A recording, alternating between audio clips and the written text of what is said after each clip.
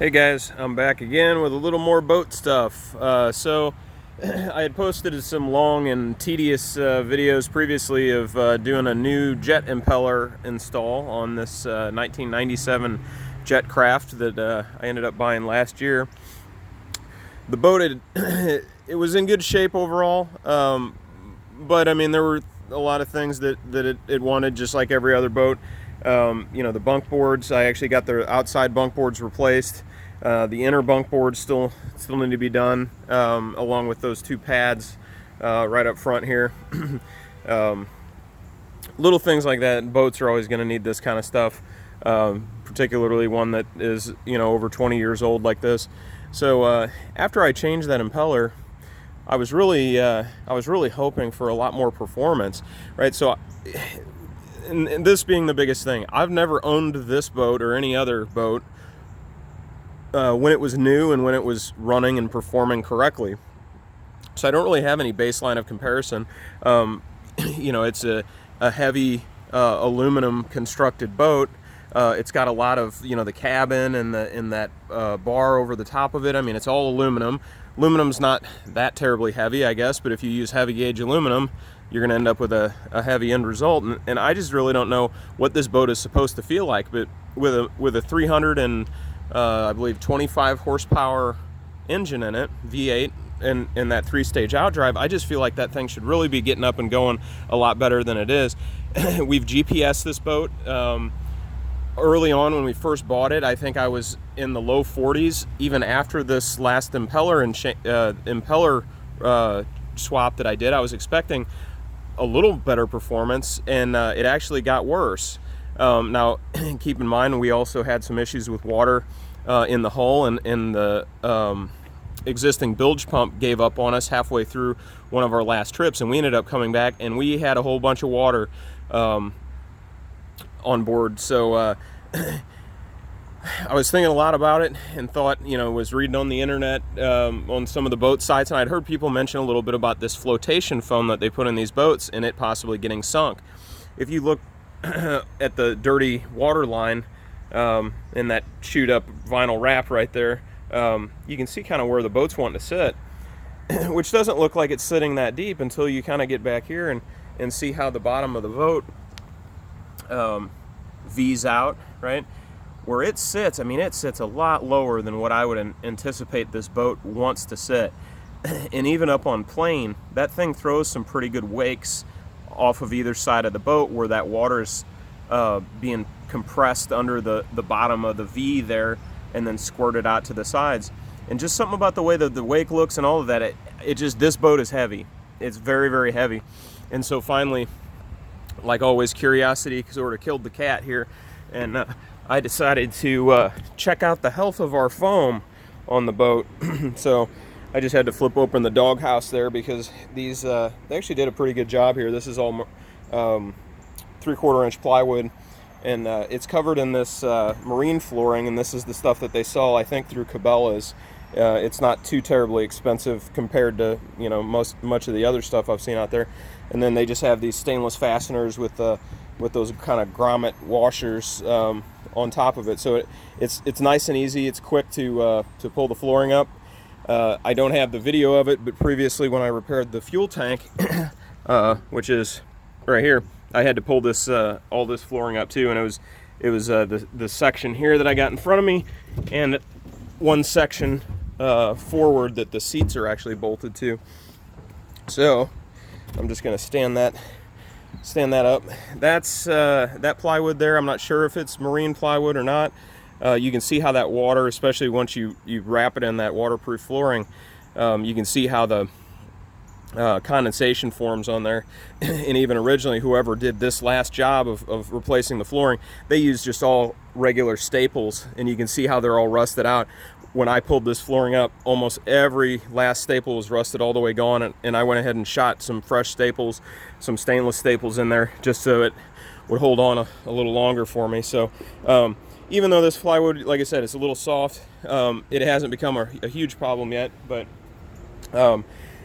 here's what I'm dealing with. So I've already been picking at this a little bit, But man, this stuff is gnarly. And if you look at it, I just give it a little squeeze. Oh man, not cool, not good at all. I don't know if this was ever closed cell foam. I mean, it kind of looks like open cell to me. I'm not a foam guy. I don't know much about it. This stuff is just absolutely soaking to the core. And even worse, I guess, any water that would come in here, like if we left it open during a rain or something, you know, any water that is going to come down the side of the boat and in here or end up on the floor, it's not going to go down in the middle into the bilge.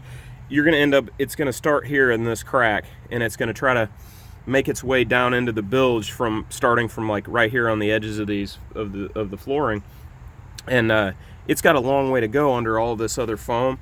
It'd fill up around here. I mean, you know, eventually it'd find its way back, but man, this foam, I think, just has been exposed and sitting in water far, far too long. And I think I